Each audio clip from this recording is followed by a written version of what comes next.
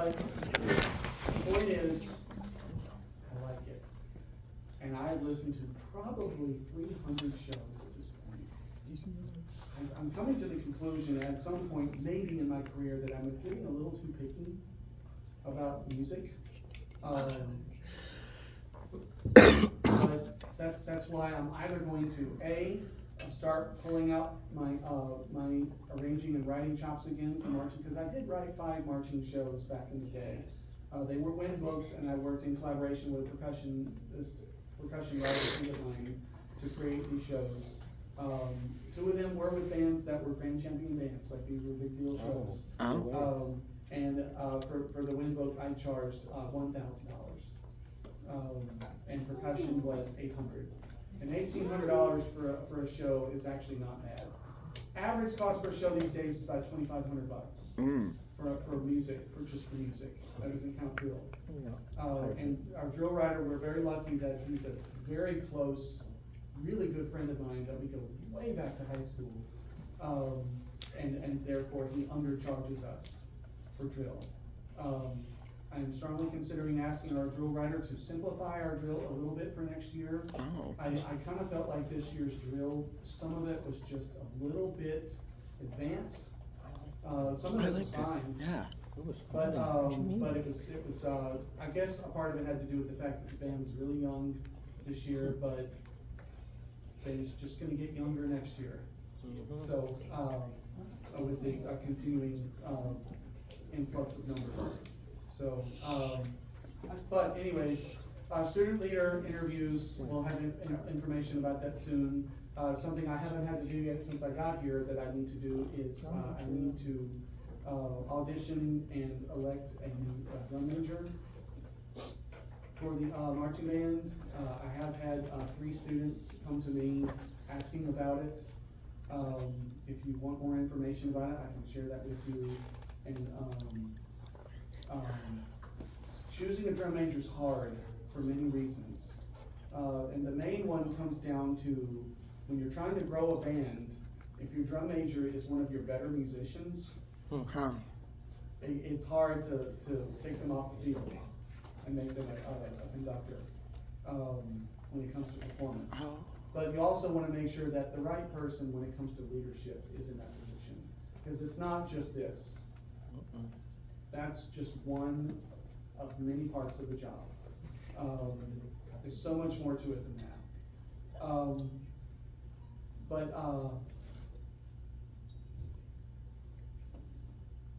We've got to figure that out. As far as grade level for drum major, I prefer drum majors to be elected as rising juniors, at least. And once the band gets a little bit bigger, what I'd like to do is eventually get into a 2 drum major system where we always have a junior and a senior. Because there's the senior, the head drum major, then there's the second drum major. And then when the senior graduates, the junior drum major becomes the senior drum major, and then a junior drum major is elected. It's selected by me. And then we always have the senior drum major there to help, train the junior drum major along. And we have a wealth of experience with those drum majors. When I was in high school here at Conley, it was an interesting thing. I never really asked our director about it, but our drum majors were always elected as rising sophomores, and then they were drum majors for the next 3 years. So when I was a freshman, our 2 drum majors, Brandon White and Veronica Crandall here at Conley, they were both sophomores. You would think that Brandon was 26 years old because he was 6'5", and he looked like a Wall Street businessman.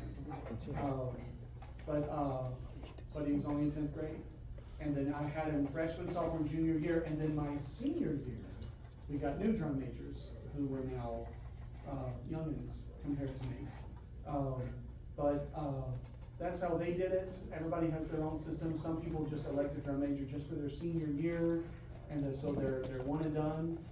I think that's how they did it at Rose this year with their drum majors. I know at least one of them was a senior. But everybody has their own way, and I don't think there's a particular way that's best.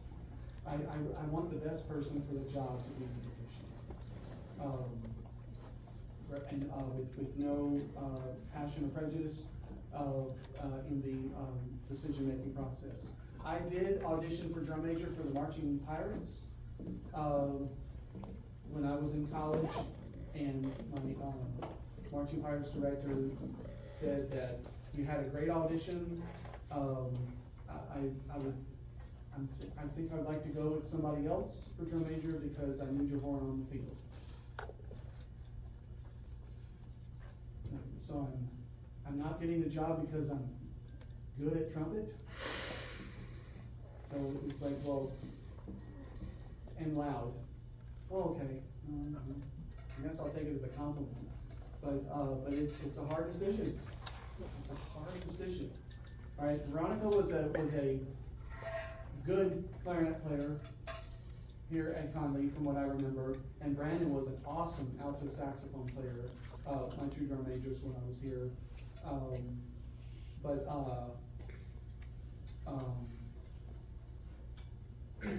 but all of the sections were well filled with quality players, so the sections weren't hurting because of that.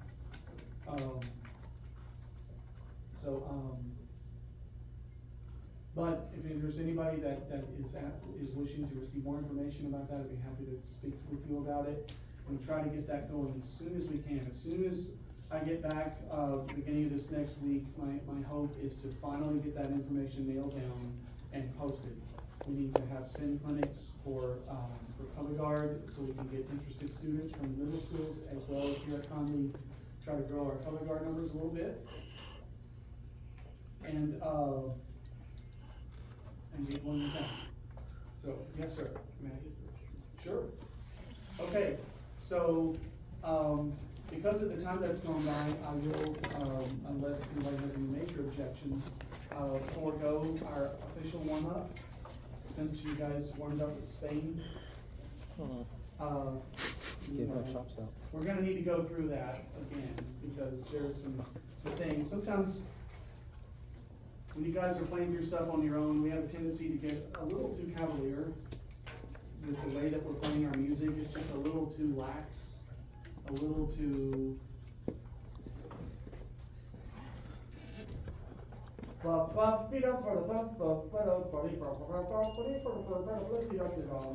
and it's just, I walk out here, I'm like, I see a trumpet player with their elbows on their thighs.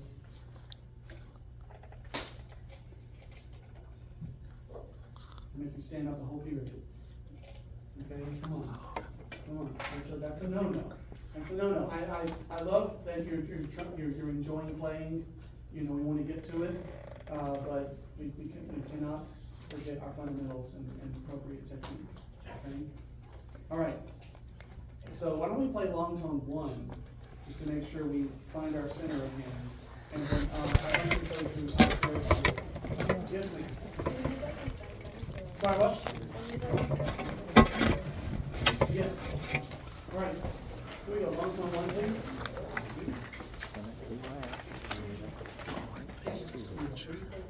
1, 2, ready.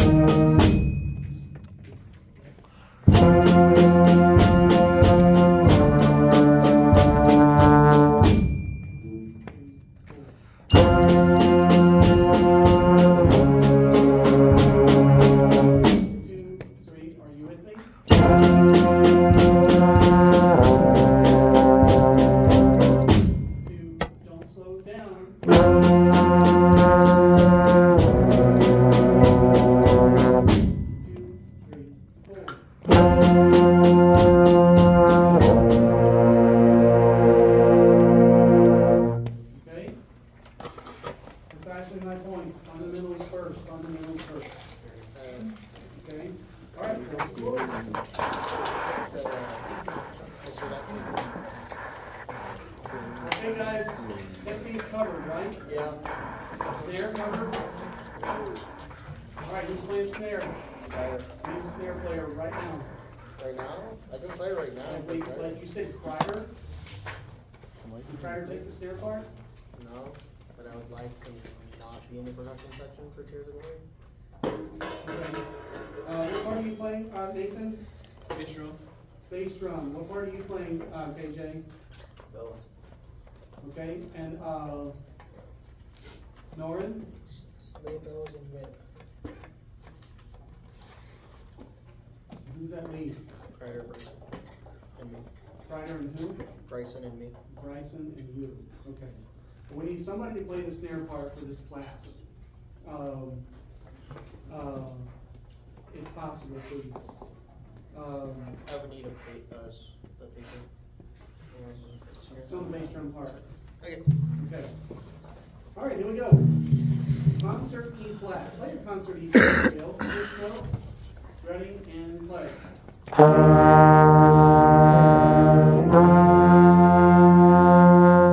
you looking at another person's fingerings. I'm going to point in your face. That's a sixth grade thing to do. No good.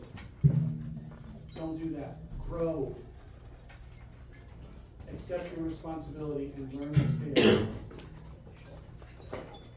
Especially as a trumpet player. It's the easiest scale on the instrument. Start over. Ready and play.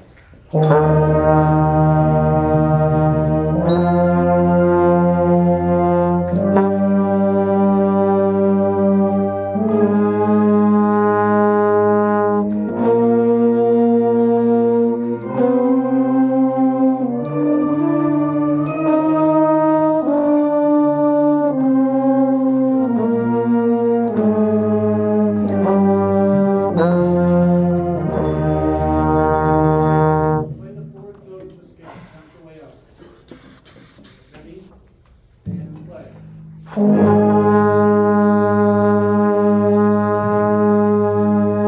Good. Yeah, that's the note to focus on, right? That's the concert A flat. That's the note to focus on. In this key, in comparison to good old concert A flat, that's the only note that's different. The fourth. Okay. Now remember, when we get to measure 59, it changes to concert F. So all those third positions become second. All those first vowels become second vowel. Okay, flats become natural there. And alto and very natural becomes sharp. Okay? Alright, here we go. So da, da, da, deep da, deep da, deep da. Make sure those words are articulated with a separate, nice electric space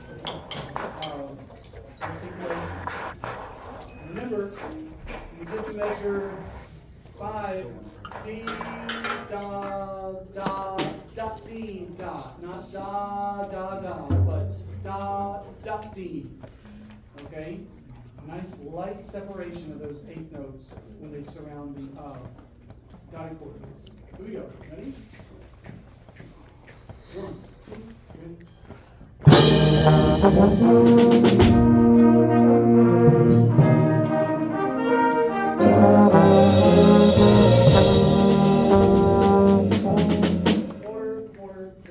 Quarter. Yep. Yeah, you played eighth notes. Like ding, ding, ding, ding. Ding, ding, ding, ding, ding. Okay? Here we go. Ready? 1, 2.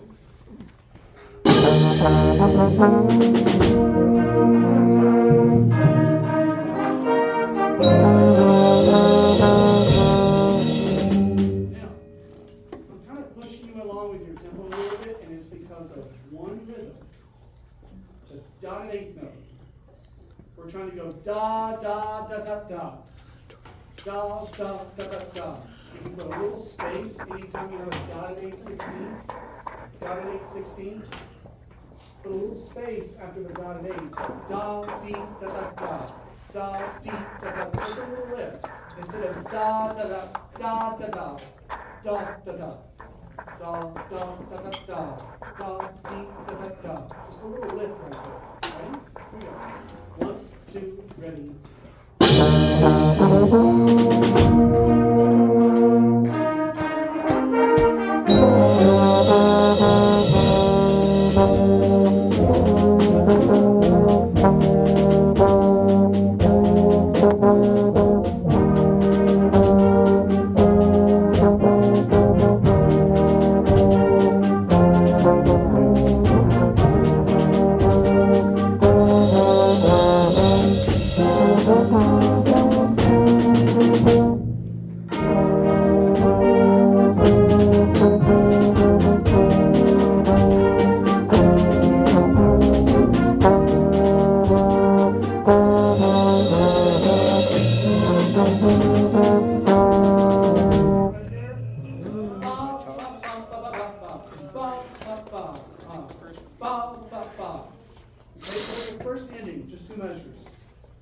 4 measures before 19. The first inning is 2 measures, please. 1, 2, ready, and. Yeah, let's fix that tone. Just like you're honking up, like that little otter thing. You know, at the circus. Okay, we're honking right now. I'm not sure why. Your tongue is too hard, and I'm not feeling da. Where's the tone trumpet? Every now and then you forget about tone, and I have to remind you. Okay, where's your tone?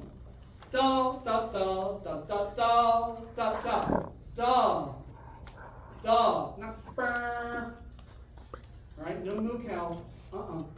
First inning, 2 measures. 1, 2, ready, and.